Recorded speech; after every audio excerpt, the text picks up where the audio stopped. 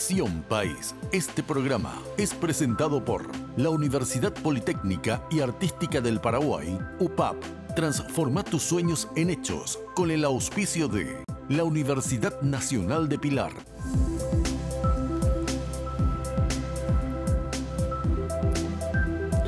Muy buenas noches, gracias por acompañarnos un domingo más. Estamos nosotros en Visión País, este espacio que se emite por Noticias Paraguay y que tratamos de traer durante una hora todos los días domingo en este programa semanal en análisis de fondo de los temas que son noticias realmente en la semana.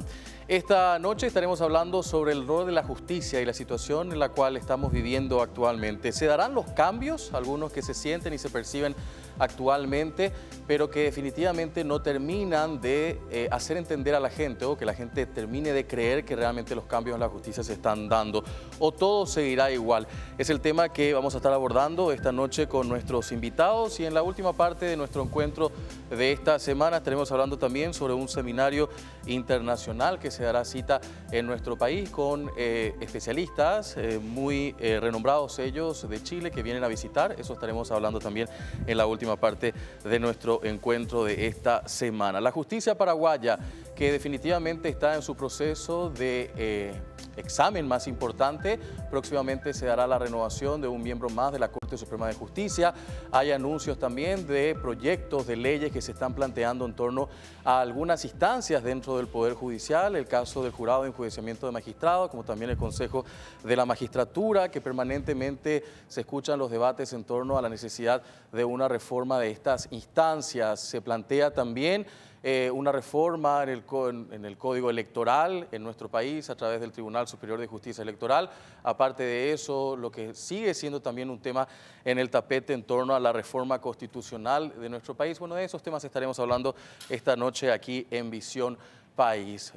Saludamos a nuestros invitados también que nos acompañan muy gentilmente esta noche. Está con nosotros la doctora María Victoria Rivas. Ella es directora ejecutiva del Centro de Estudios Judiciales, también una jurista muy reconocida de nuestro país y una referencia también en este tema. Gracias, doctora, por acompañarnos. Buenas noches, Juan Pablo, a los panelistas, también a Camilo y a toda la teleaudiencia. Un gusto realmente abordar un tema de mucha actualidad en este momento. Muchas gracias, doctora. También a Camilo Filártiga, un amigo de la casa y que también es una referencia importante del mundo académico, politólogo y un hombre dedicado también a todos estos temas políticos y también de la justicia en este sentido. Gracias, Camilo, por acompañarnos. Gracias, Juan Pablo, por la invitación, Karina, David y a Vicky también.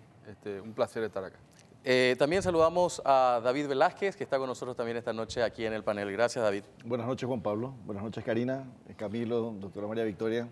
El saludo a la audiencia, a la teleaudiencia que nos acompaña todos los domingos. Y por supuesto también, Karina, gracias por acompañarnos. Gracias, Juan Pablo, a los invitados, a David y a la audiencia. Quédense con nosotros. A la vuelta de la pausa estaremos ahondando el tema de la justicia en nuestro país. ¿Realmente se darán los cambios o todo seguirá igual? Es la pregunta que queremos analizar esta noche aquí en Visión País. A la vuelta de la pausa, seguimos con el programa.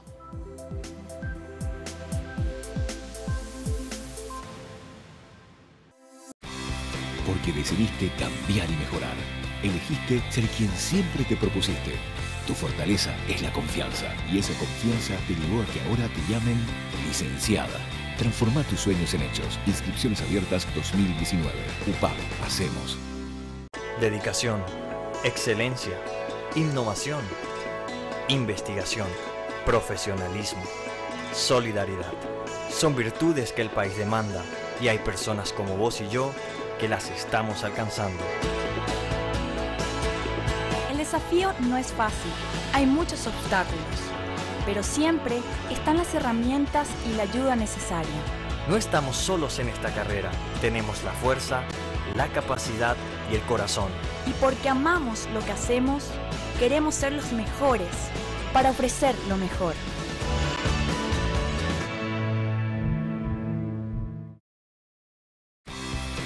Porque decidiste cambiar y mejorar. Elegiste ser quien siempre te propusiste. Tu fortaleza es la confianza. Y esa confianza te llevó a que ahora te llamen abogada. Transforma tus sueños en hechos. Inscripciones abiertas 2019. UPAP. Hacemos.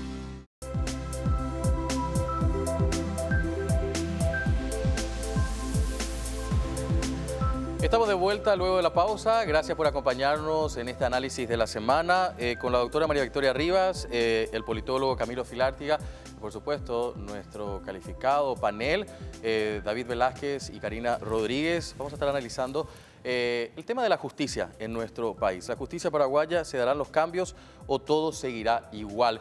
Y en este primer bloque queremos hacer justamente una suerte de diagnóstico con las personas que conocen mucho este tema de la justicia en nuestro país. Doctora María Victoria Rivas, ¿cómo está la justicia paraguaya? Bueno, en realidad que tenemos que analizar de que estamos pasando por un momento bastante complejo. De hecho, que desde el año pasado todos nuestros indicadores internacionales han bajado en Estado de Derecho y en confianza en la justicia. Seguimos teniendo una alta percepción negativa sobre el sistema judicial. La falta de confianza en el sistema judicial creo que es uno de los elementos centrales que hay que trabajar, aunque creo que la presencia de dos nuevos ministros en la Corte Suprema de Justicia de alguna forma devuelve un poco la esperanza de que se puede repuntar estos elementos. Lo que sí me parece interesante precisar que hay 5 puntos centrales que la gente le reclama a la justicia y que escuchamos todos los días, y que es el acceso a la justicia, la mora judicial, la corrupción judicial, la igualdad y la falta de confianza. Entonces son los elementos centrales que hacen que nuestros indicadores internacionales nunca podamos levantar, y son los temas centrales que se debería abordar en una reforma judicial importante. Entonces, tomando un poco todo esto, o sobre todo estos 5 indicadores fundamentales, deberíamos construir una hoja de ruta que nos permita, para mí fundamentalmente uno de los temas centrales, y eso lo estuvimos conversando con Camilo, es el tema de recuperar la confianza en el sistema judicial. ¿Cómo se hace eso, doctora? Bueno, no hay una fórmula mágica que de alguna forma resuelva estos problemas complejos que tiene nuestro sistema judicial. Por un lado, creo que hay un proceso normativo que apunta a actualizar algunas leyes que inclusive son preconstitucionales. En este momento hay un paquete de leyes en el Parlamento Nacional. Tenemos las leyes muy antiguas como el Código de Organización Judicial, que finalmente es el código que regula el funcionamiento, la estructura de funcionamiento del Poder Judicial. Después tenemos algunos modelos muy ya desfasados, como que la Corte tiene facultades administrativas, cuando que todas las cortes de Latinoamérica apuntan a tener una corte eminentemente jurídica. Después tenemos otro de los puntos para mí bastante complejo, es el tema de la gratuidad del sistema judicial, la gratuidad absolutamente necesaria para desmontar los grandes obstáculos que tiene la ciudadanía para ingresar al sistema judicial a litigar. Y por último, creo que uno de los temas centrales que redunda en todos estos procesos es la confianza, ¿verdad? La confianza, bajando los niveles de corrupción y tratando de efectivizar la independencia del Poder Judicial, ¿verdad? Entonces son temas que se tienen que abordar. No hay una sola solución única, mágica, sino que es un conjunto de elementos que tenemos que trabajar, y entre eso te menciono así rápidamente 2 puntos centrales, y sobre todo uno porque estaban en el tapete, que es el sistema de ingreso y el sistema de sanción de magistrados, que creo que podemos ir avanzando sobre esto durante el programa. Vamos a hablar sobre eso un poco más adelante, doctora. Aprovecho también la presencia de Camilo como politólogo desde el punto de vista de esa cuestión que reiteradamente se escucha, Camilo, la política inmiscuyéndose en las cuestiones del Poder Judicial. ¿Eso tranca, frustra la posibilidad de tener una justicia que realmente dé confianza, como decía la doctora? Bueno, hay que hacer una consideración ahí inicial, Juan Pablo. Me parece que es irreal pensar en que la política, digamos, no se involucre en lo judicial. La sola determinación de una política judicial tiene que ver con un aspecto político y también de la política pública. Nuestro problema, a mi criterio, no es ese. Nuestro problema es la partidización de la justicia, ¿verdad? Y yo creo que ahí hay que ser enfáticos y hay que ser claros. Y Vicky lo viene siendo hace bastante tiempo en ese sentido también, ¿verdad? Y ahora están saltando estos hechos, como hemos visto el año pasado lo de González Daer, ahora saltó lo del senador Baqueta en el jurado de enjuiciamiento. O sea, el sistema está haciendo, tiene sus grietas, digamos, y está haciendo aguas por todos lados. Y como bien decía Vicky, es un momento a 30 años de la democracia, es un momento propicio para reflexionar sobre nuestro sistema judicial, ¿verdad? Hoy podemos decir qué cosas han fallado. En el 89, 90, 91, cuando se crea toda esta arquitectura judicial, yo personalmente creo que se hace con la mejor intención de garantizar una justicia de mejor calidad. Pero hoy podemos evaluar eso y vemos que efectivamente órganos como el Consejo y el Jurado han tenido sus falencias importantes, ¿verdad? El desafío es despartidizar esos órganos de alguna manera, ¿verdad? Si uno ve la conformación, si bien hay una conformación como igualitaria de espacios, digamos, sin embargo hay una incidencia muy fuerte de lo partidario, ¿verdad?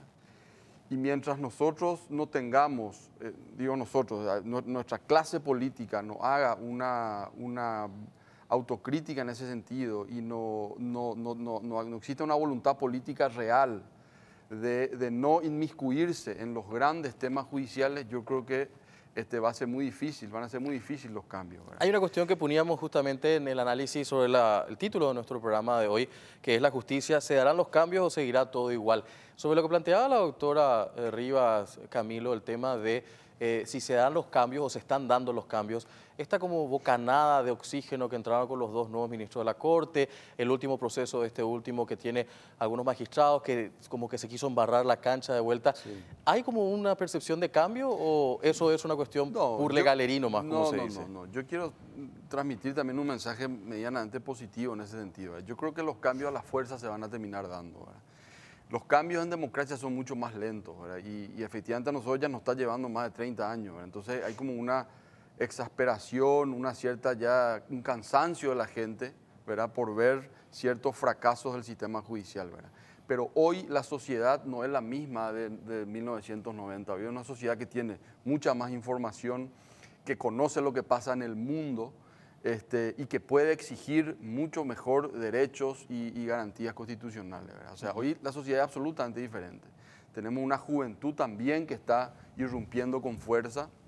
Es cierto que con alteraciones en su participación, no es una participación sostenida, pero es, creo yo, un proceso que no tiene marcha atrás, digamos, y están, como te digo, empezando a evidenciarse esas grietas a través de esto que estamos viendo. O sea, toda esta campaña de escrache ciudadano, que quizás se puede también en algún momento parar la pelota y reflexionar de manera más fría sobre lo que está pasando, ¿verdad? Quizás hay algunos excesos que se están cometiendo, pero me parece que forma parte de un proceso natural de un hartazgo ciudadano, ¿verdad? Vamos a seguir hablando sobre el tema. Sí. Camilo, gracias. Quería trasladar un poco al panel este abordaje en torno al análisis que estamos haciendo hoy domingo sobre el tema de la justicia. Karina, David, ¿cómo ustedes están viendo el tema de este diagnóstico de la justicia actualmente? ¿Qué está bien, qué está mal? Karina. Bueno, en primer lugar también poder reconstruir lo que fueron los últimos debates en procesos electorales donde el tema de la justicia se instaló fuertemente, ¿verdad? Y se generó como mucha expectativa justamente por la disconformidad ciudadana en torno a los procesos judiciales, a la impunidad reinante. Y creo que ese es un indicador de la forma que se encaran estos procesos de transformación, quizás como grandes consignas, pero sin el sustento ni la hoja de ruta clara, ¿verdad? Porque, digamos, en los últimos procesos electorales se instaló la necesidad de una reforma judicial, pero cuando uno indagaba cuáles iban a ser los pasos a seguir, la hoja de ruta para lograr eso, la verdad que había mucha carencia. Y generalmente la propuesta viene desde la sociedad civil, desde sectores organizados por fuera de los entes institucionales, lo cual me da a mí cierto margen de duda de hasta qué punto de verdad las instituciones están con esta meta a ser cumplida en lo que tiene que ver con una reforma judicial, o más bien lo que decía Camilo, ¿verdad? Es la sociedad la que con su fuerza, a través de diferentes instancias, va a lograr instalar este proceso. David. Yo creo que ahí también hay que cambiar, para lograr la confianza que decía la doctora Rivas, creo que hay que cambiar también la percepción de para qué sirve la justicia. En el sentido de que aquí, en el Paraguay, es muy frecuente que cuando alguien tiene un problema con alguien, le amenaza con llevarla a la justicia. O sea, la justicia parece como un elemento punitivo, pero en realidad no punitivo imparcial, sino punitivo del lado de aquel que amenaza y tiene la fuerza como para llevar a alguien. Y por otro lado, el justiciable no siempre tiene acceso real a la justicia. El potencial justiciable no tiene acceso real a la justicia, por lo que decía la doctora Rivas también en términos de costos. Puede no ser un costo directo, pero hay un costo de tiempo, hay un costo de mora judicial, hay una cantidad de costos quizás no monetarizados, pero sí en términos reales se vive cuando uno intenta llevar un caso al Poder Judicial. Y lo otro en la misma línea es, la justicia es, decía una filósofa española, una virtud cruel pero necesaria en la sociedad. No puede, cualquier régimen político tiene un sistema judicial. Entonces una sociedad no puede vivir en la incertidumbre de que su sistema judicial no funcione. Siempre hablamos de la justicia vinculada a las inversiones, pero en realidad todos necesitamos que la justicia funcione. No únicamente el inversionista, el que se levanta a la mañana para ir a trabajar necesita tener las garantías de que va a llegar sano y salvo a su trabajo, de que sus hijos van a recibir una educación adecuada, de que si tiene algún pleito con alguien se va a resolver de manera imparcial y objetiva. Insisto, se habla mucho de la justicia para las inversiones, pero la ciudadanía es en realidad la primera receptora de esta imagen.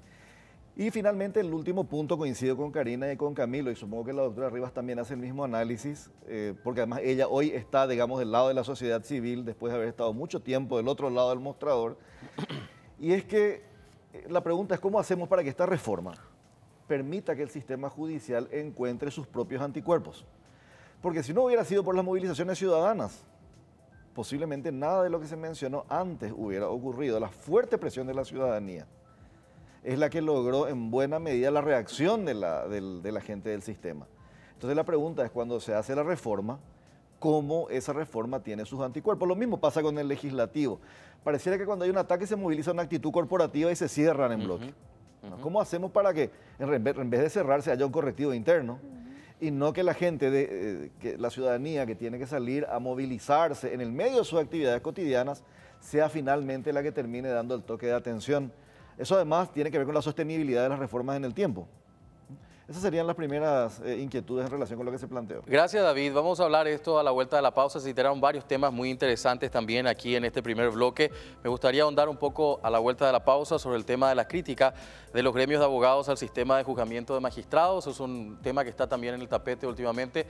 Hay un proyecto de ley que se quiere presentar también en torno a este tema. Y hay propuestas desde el gremio de abogados, de la sociedad civil, como decían también Karina y David. Pero eso a la vuelta de la pausa. Quédense con nosotros hoy domingo, analizando aquí en Visión País el tema importante de la semana.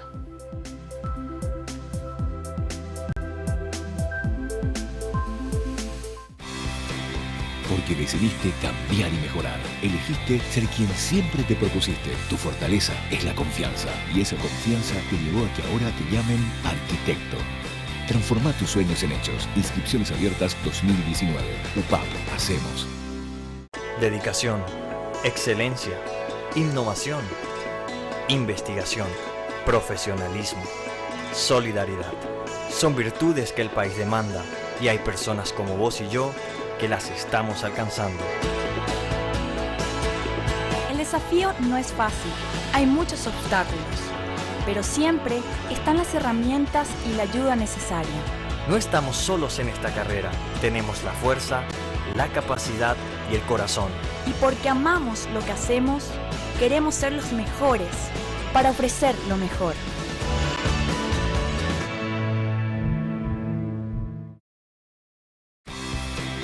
Porque decidiste cambiar y mejorar. Elegiste ser quien siempre te propusiste. Tu fortaleza es la confianza. Y esa confianza te llevó a que ahora te llamen doctora. Transforma tus sueños en hechos. Inscripciones abiertas 2019. UPAP. Hacemos.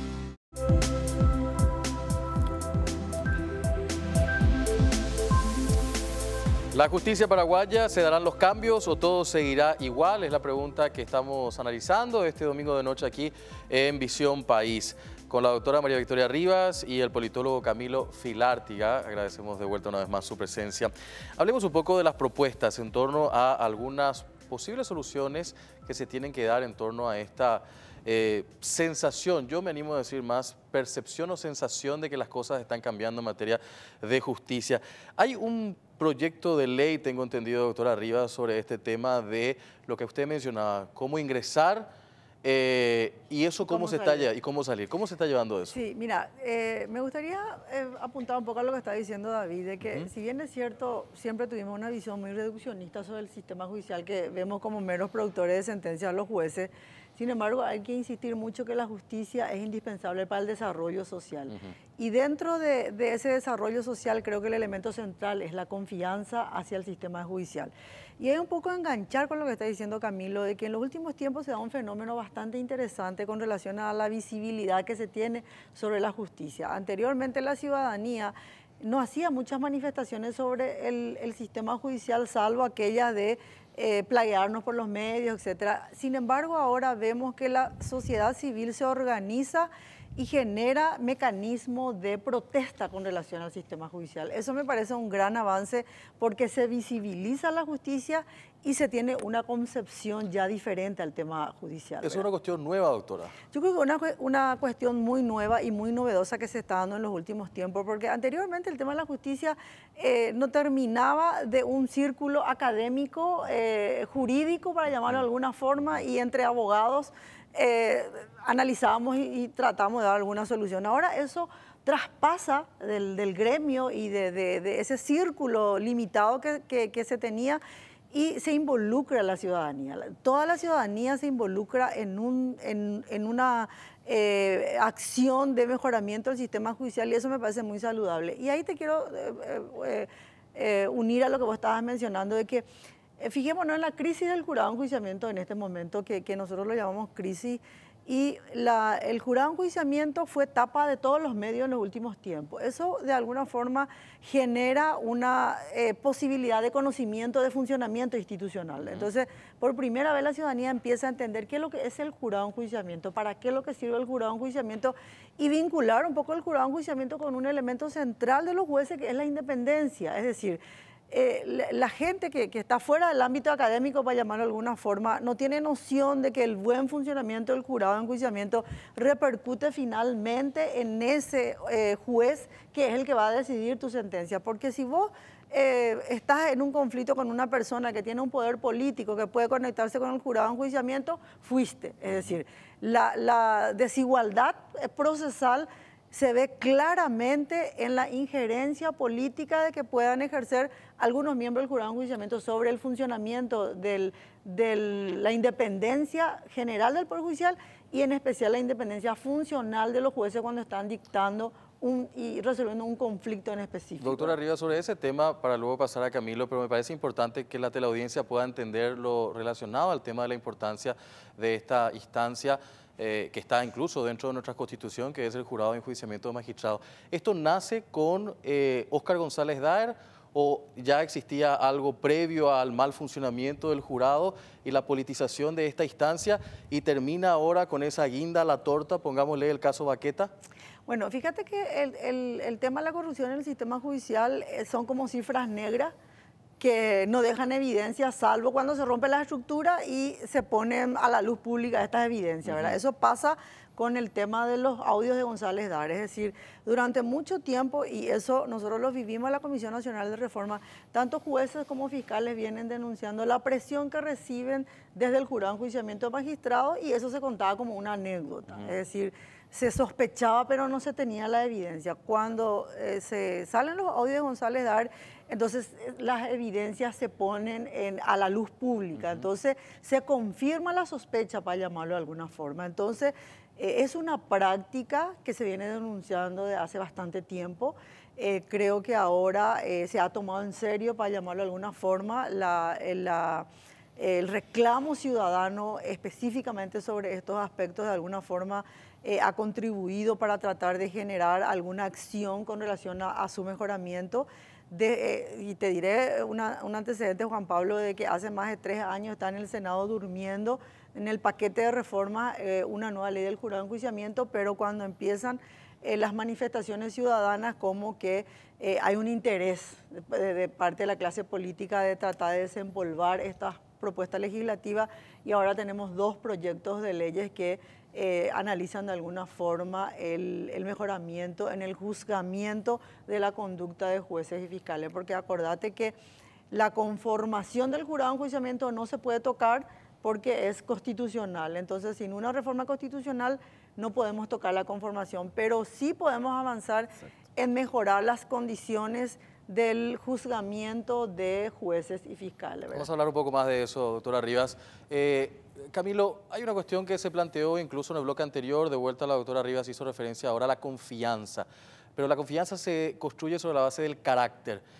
Y el carácter es algo que está ausente dentro del Poder Judicial o de algunos magistrados que en su mayoría hacen de que la gente no confíe y piense de que un factor político pueda venir a doblar la voluntad de un magistrado. ¿Es así? Bueno, yo creo que no hay a ver, no se puede generalizar, ¿verdad? Yo no me animaría a decir de manera tan tajante que no hay carácter en los operadores de justicia, ¿verdad? Sí creo que es muy importante la convicción y la formación que estos operadores puedan tener. Y ahí yo veo que existe, no solamente en el Poder Judicial, a nivel general, en lo que es la élite dirigencial de nuestro país, un deterioro que uno puede ir notando desde aquella primera generación post-dictadura a hoy, en todos los niveles. Yo te diría que hay como un deterioro, como que hay una cuestión que fue hacia lo mediocre, digamos, ¿verdad? O sea, y esto hablábamos con Vicky, yo siempre digo, ¿verdad? Fíjense las dirigencias partidarias de fines de los 80, del Partido Liberal, del Partido Colorado, ¿verdad? Fíjense la Convención Nacional Constituyente, quiénes integraban esa convención y quiénes integraron los primeros congresos, ¿verdad? Post-dictadura, la Corte Suprema de Justicia post-dictadura. Siempre habrá alguno a lo que se le puede mencionar algo, pero a ver, había un nivel intelectual que yo creo que hoy carecemos en gran parte de nuestra dirigencia paraguaya en todos los niveles. ¿Qué pasó, Camilo? No te puedo explicar, Juan Pablo, no sé. No, es difícil de explicar por qué, pero yo creo que eso es cuestión simplemente de ver y es notorio, ¿verdad? La dirigencia sindical, la dirigencia empresaria privada, siempre habrán algunas excepciones, ¿verdad? Pero yo creo que el debate en general se mediocrizó terriblemente, ¿verdad? ¿Y en particular en la justicia? Y en particular en la justicia, a mí me parece que la democracia, a la par de traer toda esta nueva infraestructura judicial, trajo también la posibilidad de que los grandes caciques partidarios puedan ejercer, o sea, el sistema de alguna manera no pudo aislarse de eso, digamos, y no pudo aislar los mecanismos para que eso ocurra. Entonces, los partidos tradicionales tienen un peso demasiado importante en el condicionamiento de la justicia y de los operadores de justicia, ¿verdad? Y eso creo que es fundamental que eso se pueda revertir, porque cuando hablamos de una democracia de calidad, la pata del Estado de Derecho es fundamental, ¿verdad? Y no va a haber, no vamos a poder salir de este estado de democracia, te diría yo, fallida, ¿verdad? Si es que no revertimos esto. La cuestión electoral y la cuestión de poder tener elecciones limpias, transparentes, ese es un requisito como que ya está obtenido y ya está superado, digamos. Siempre hay algunas cuestiones que atender, ¿verdad? Hoy la ciudadanía demanda una mayor calidad en cuanto a lo que es la democracia, ¿verdad? Y el rostro de la justicia es el rostro más visible de la democracia, digamos. Entonces, mientras nos superemos esto, esa percepción de la ciudadanía va a seguir siendo de muy baja confianza, ¿verdad? A la vuelta de la pausa vamos a volver con el panel, porque ya me indican que tenemos que hacer una breve pausa, pero me gustaría ahondar en estos últimos minutos que tengo dentro de este bloque para luego pasar a las cuestiones más concretas en la última parte. ¿Vivimos una dictadura judicial o camino a una dictadura judicial? Es lo que se plantea en cierta manera. Doctora, ¿qué opina sobre el tema? Mira, yo lo que creo es que vivimos en un ambiente de desconfianza judicial, ¿verdad? Creo que finalmente las dictaduras judiciales en un Estado de Derecho no se ve como mala, digamos. ¿Por qué? Porque fíjate vos que la Corte Suprema de Justicia es la que tiene la última palabra siempre en los actos de gobierno, ¿verdad? A través del control de constitucionalidad que tiene la Corte Suprema de Justicia, es la que finalmente tiene la última palabra en todos los actos de gobierno. Ahora, yo lo que creo es que si se puede pensar en la posibilidad de una dictadura judicial, tendría que ser una dictadura que beneficie a todos, es decir, tendría que ser un sistema judicial que apueste al acceso a la justicia y que apueste a la cultura de la legalidad. Creo que esos son los dos elementos fundamentales que se vería con buenos ojos en un Estado de Derecho, así como lo está mencionando Camilo. Camilo. Ratificar lo que dice Vicky. Realmente no se me ocurre hablar de una... Conceptualmente no se me ocurre hablar en esos términos, digamos, de una dictadura judicial, ¿verdad? Pero sí creo que debe haber una voluntad política, judicial, digamos, de ir hacia ese camino, digamos. Vamos a hablar más de esto a la vuelta de la pausa. Hacemos una breve pausa, valga la redundancia. A la vuelta sigan con nosotros. Estamos en Visión País, hoy analizando la justicia paraguaya. ¿Se darán los cambios o seguirá todo igual?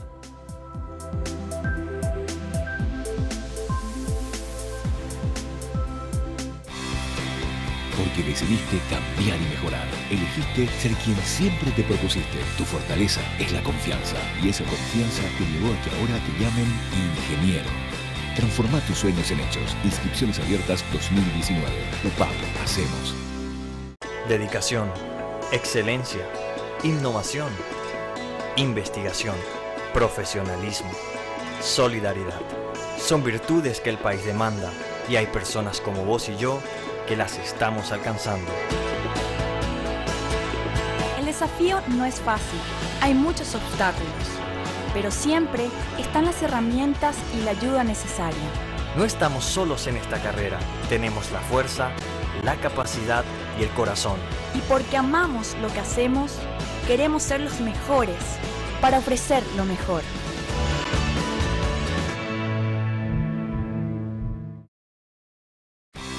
Porque decidiste cambiar y mejorar. Elegiste ser quien siempre te propusiste. Tu fortaleza es la confianza. Y esa confianza te llevó a que ahora te llamen licenciada. Transforma tus sueños en hechos. Inscripciones abiertas 2019. UPAP. Hacemos.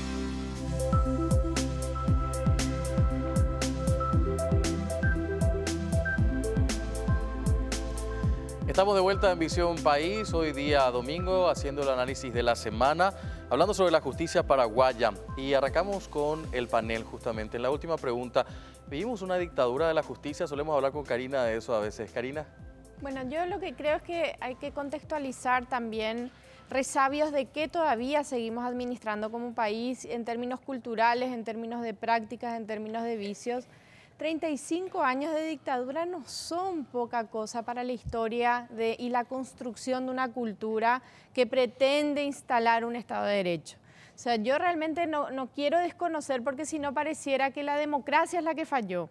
Esta democracia nace de 35 años de dictadura, donde la justicia era absolutamente arbitraria, donde también el manejo era del poder de turno, dependía de un llamado. Hasta hoy tenemos desaparecidos que no sabemos dónde están. O sea, esta democracia no se construyó de la nada, ¿sí? Y esas prácticas creo que siguen tan vigentes.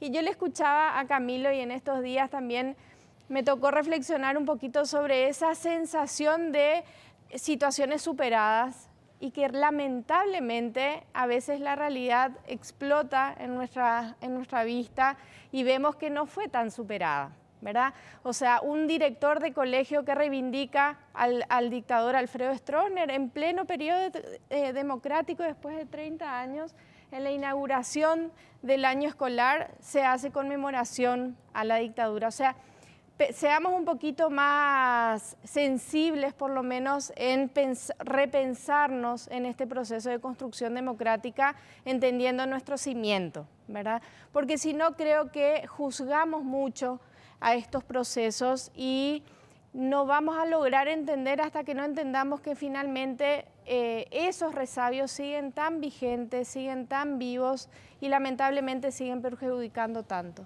David. Creo que la respuesta pasa por algo que dijo Camilo en un momento determinado, porque podemos enfrentar todas las reformas institucionales, podemos hacer un muy buen paquete de legislación, pero la calidad de los fallos tiene que ver con el grado de conocimiento que tiene el juez sobre el derecho. Y allí no hay estructura que valga si es que la calidad del fallo es mala.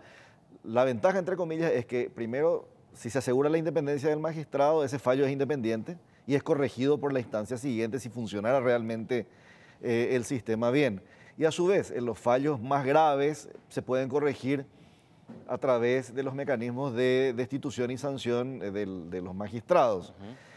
Creo que el problema en realidad está en el arbitrario uso de esos mecanismos. En esto que dice Karina, ¿no?, lo que se planteó, la cultura que está de fondo a las reformas, me parece que no va a haber reforma que aguante si no se transforma esta cultura de lo judicial como amenaza, de lo judicial como garrote, de la justicia como castigo, de la justicia como policía, y no de la justicia como lo que establece, como su nombre dice, dar a cada quien lo suyo, restituir la confianza social, considerarla un elemento fundamental del desarrollo, como dijo la doctora Rivas en un momento determinado.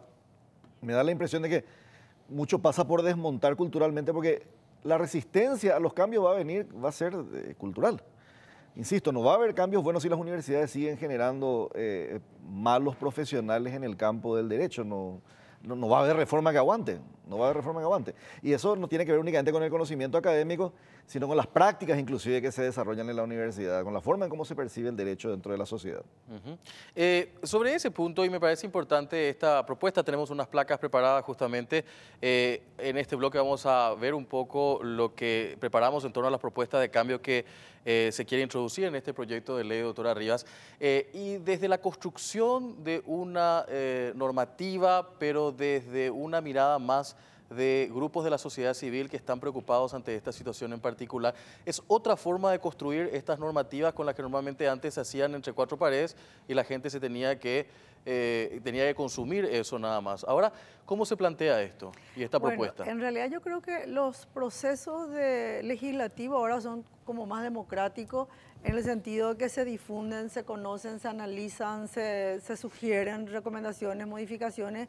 Y también la sociedad civil desde hace bastante tiempo que viene acompañando con iniciativas legislativas a través de negociaciones o incidencia con legisladores o bancadas que uno viene trabajando.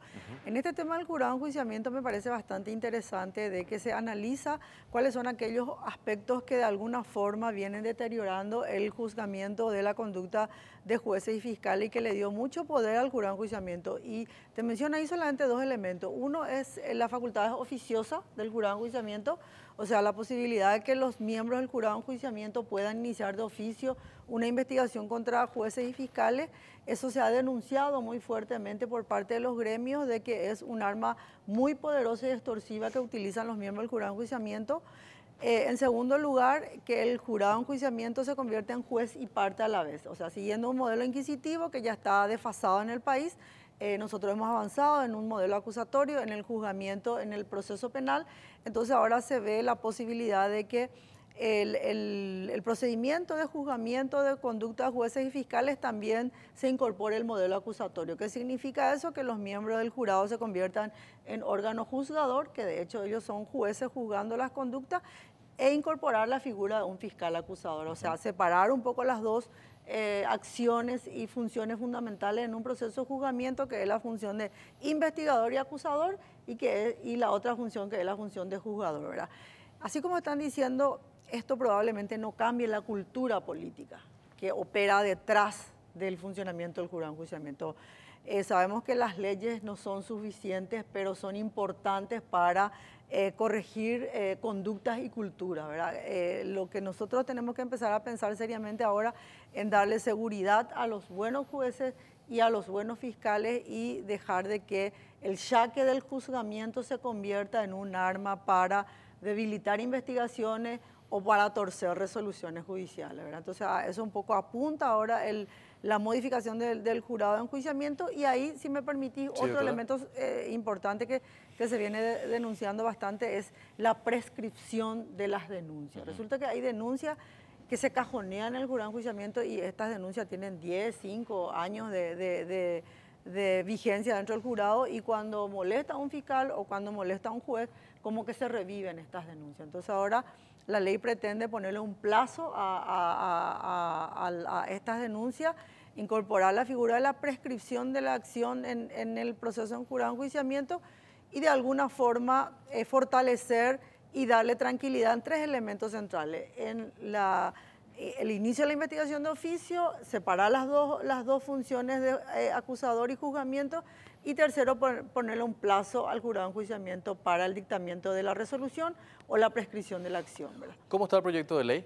¿En qué instancia? El proyecto de ley, ahora con toda esta incidencia ciudadana, entró en el Senado, en la última sesión del Senado el jueves, y se posterga para su estudio el 21 de este mes, pero el lunes llaman a una audiencia pública para que se pueda opinar y conocer sobre estas propuestas legislativas. Doctora, por último, también agradeciendo su tiempo, usted estuvo en el Ministerio Público. ¿Cómo está viendo esa instancia del sistema de justicia? Bueno, yo creo que el Ministerio Público está haciendo un esfuerzo de recuperar la confianza y la credibilidad de la ciudadanía, ¿verdad? Lo que sí surge en temas muy preocupantes, como lo estuvimos conversando con Camilo recién, las denuncias e intimidación que van surgiendo contra fiscales que están llevando adelante graves casos de corrupción pública. Bueno, al recibir los fiscales estas amenazas, estas denuncias, quiere decir que se está empezando a mover la estructura de corrupción en el sistema, en el país, ¿verdad? Por un lado lo veo interesante desde el punto de vista de combatir la corrupción, y por otro lado preocupante, y solidarizarnos con estos fiscales que con mucho esfuerzo están llevando adelante estas investigaciones bastante complejas contra grupos políticos muy poderosos. Gracias, doctora Rivas. Gracias a vos, Juan Pablo. Camilo, apreciaciones finales en torno a qué tenemos que hacer para poder realmente creer que la justicia está cambiando. Bueno, yo creo que, como decía Vicky hace un rato, no hay como respuestas únicas ante estas preguntas que haces, Juan Pablo, ¿verdad? Quizás hay un poco de todo, ¿verdad? Hay un poco de involucramiento de la sociedad civil, que sea sostenida, que sea sobre todo bien específica sobre ciertos puntos que realmente son necesarios, que yo creo que el SEG hace años viene liderando ese debate y que es fundamental, porque también ahora están haciendo estos encuentros donde involucran a la academia, a la sociedad civil, al sector público. Ese es un poco el camino por el lado de la sociedad civil. Necesita voluntad política también, ¿verdad? Este es un gobierno que tiene meses de haber iniciado y yo creo que está todavía en el tiempo como para poder tomar estas grandes decisiones de reforma, ¿verdad? Una vez que pasen los meses y se vaya desgastando la imagen, estas reformas son cada vez más difíciles de implementar, ¿verdad? Yo creo que está a tiempo todavía el gobierno, pero no veo que esté dentro de su agenda. Estuvo al comienzo y después parece que pasó a un segundo plano, ¿verdad? Entonces hay un rol de la sociedad civil, hay un rol de la clase política y también hay un rol de la academia y de las universidades. Juan Pablo, a mí, y como proveniente del sector de las universidades, yo te diría que veo con mucho dolor el decaimiento y el desprestigio, esto que estamos hablando, ético, moral, de los referentes que hoy tenemos, ¿verdad? O sea, esto que se vio hace unas 2 semanas en la Universidad Nacional, la Facultad de Derecho, matándose a trompadas, ¿verdad? Futuros profesionales allá 2 años nomás, es un poco la réplica de las referencias morales y éticas que ellos también tienen, ¿verdad? O sea, ¿quiénes son las autoridades de la Facultad de Derecho en la Universidad Nacional? Bueno, listo, ahí puede empezar a entender por qué los alumnos reaccionan como reaccionan y tienen las conductas que tienen. Por eso yo lo que te decía hace rato, la cuestión del deterioro ético y moral no es un tema menor y sin embargo no es un tema que yo veo que se esté apuntando hacia ahí, ¿verdad? Yo creo que hay que poner un poco el énfasis en eso, qué es lo que está pasando, ¿verdad? Y finalmente me quedó una inquietud con la pregunta anterior. Cuando decís dictadura de la justicia, a mí no me queda claro el concepto, ¿verdad? Ahora, si hablamos de unos resabios culturales autoritarios, eso es absolutamente innegable. Y yo no quiero que mi respuesta anterior pueda parecer que estoy ocultando, ni mucho menos, ¿verdad? O sea, yo creo que los resabios autoritarios están en la justicia y están también en otros ámbitos de nuestra vida política, ¿verdad? Y bueno, eso hay que ir desterrando con más democracia únicamente, no hay otra cosa. Gracias, Camilo. Gracias a ustedes. Camilo Filártiga, politólogo también, a la doctora María Victoria Rivas de vuelta por acompañarnos esta noche. Agradecemos también al panel, a David, Karina, gracias por acompañarnos también. Nosotros hacemos una breve pausa.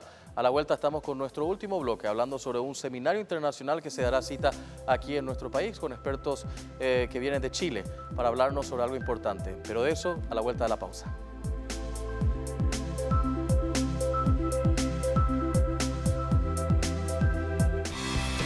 Porque decidiste cambiar y mejorar. Elegiste ser quien siempre te propusiste.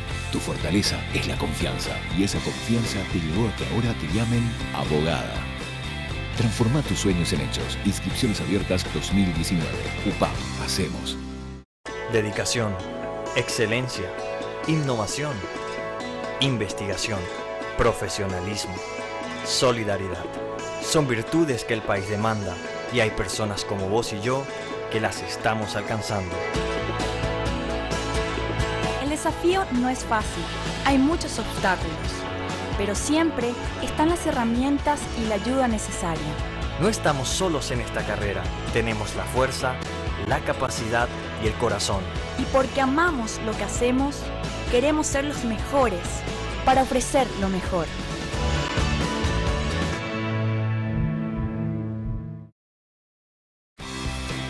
Porque decidiste cambiar y mejorar. Elegiste ser quien siempre te propusiste. Tu fortaleza es la confianza. Y esa confianza te llevó a que ahora te llamen arquitecto. Transforma tus sueños en hechos. Inscripciones abiertas 2019. UPAP, hacemos.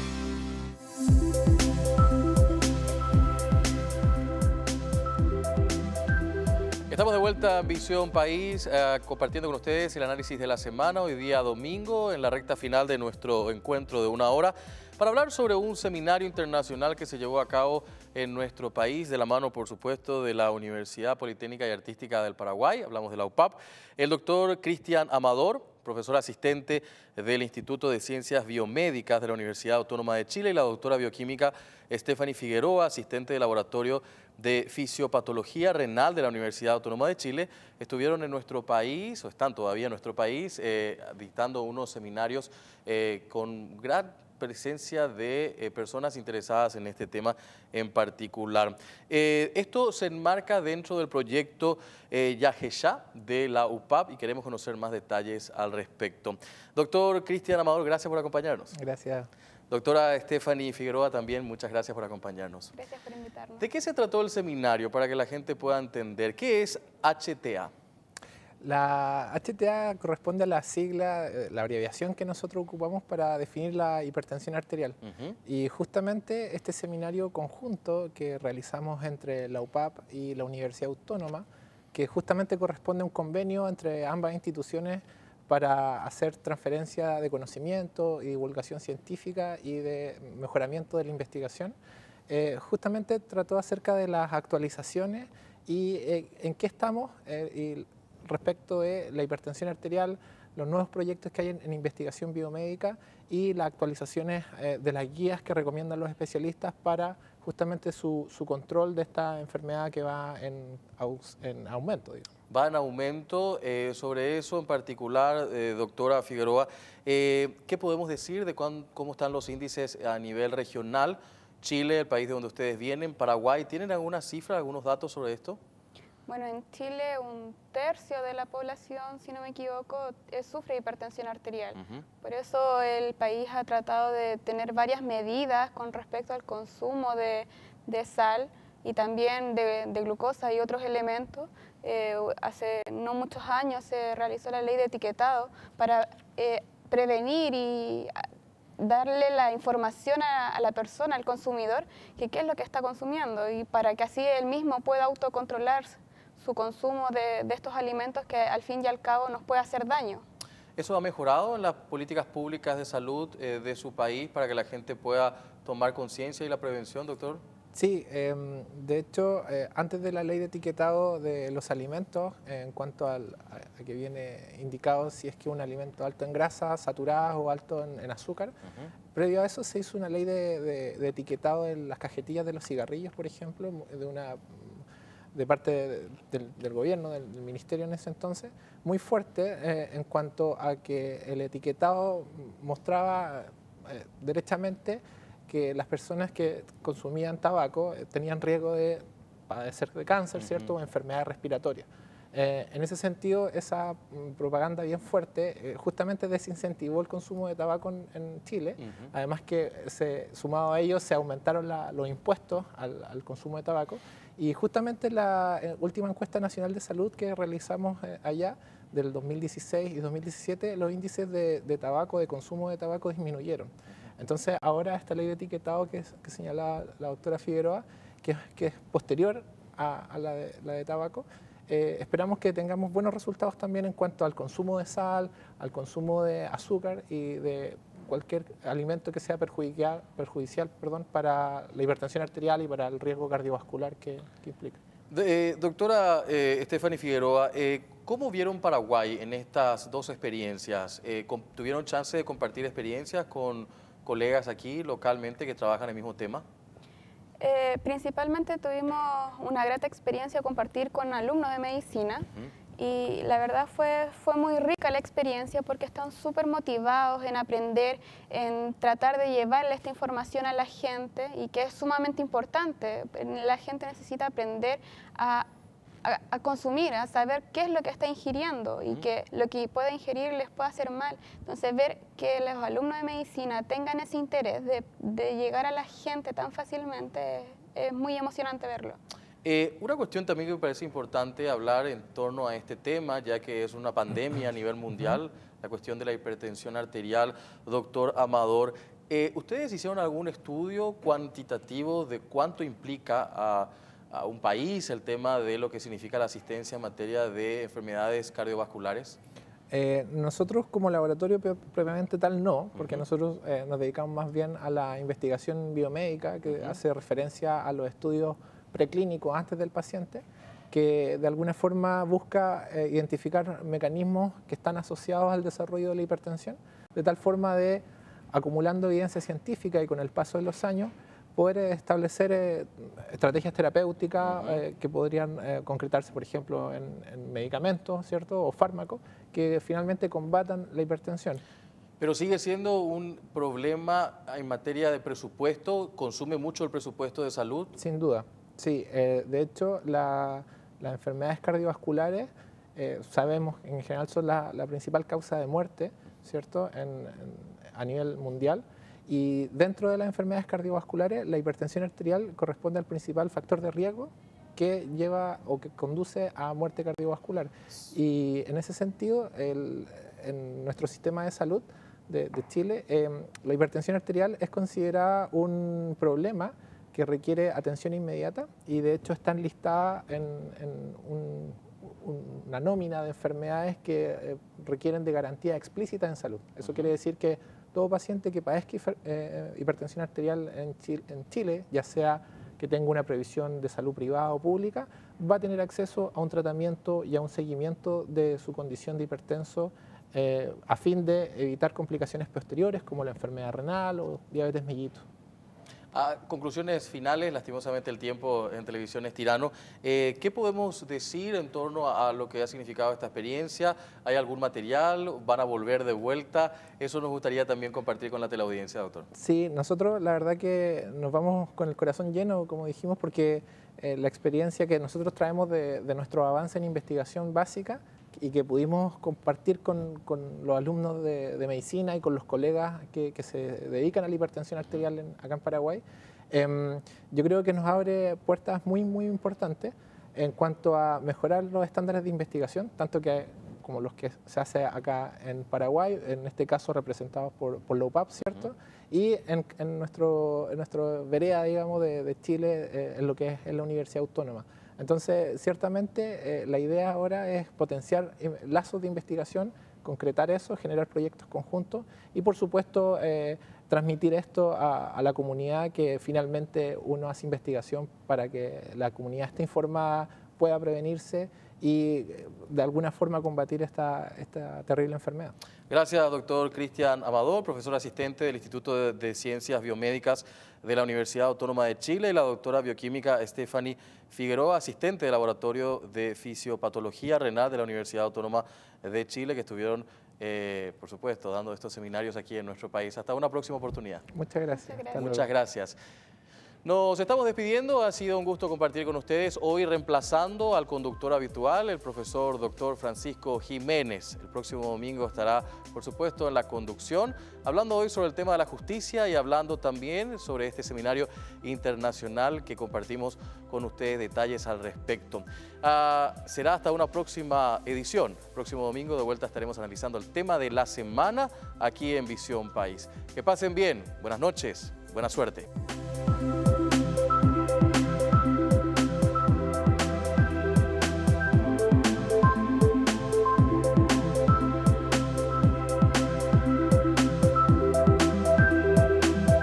Visión País. Este programa fue presentado por la Universidad Politécnica y Artística del Paraguay, UPAP. Transforma tus sueños en hechos con el auspicio de la Universidad Nacional de Pilar.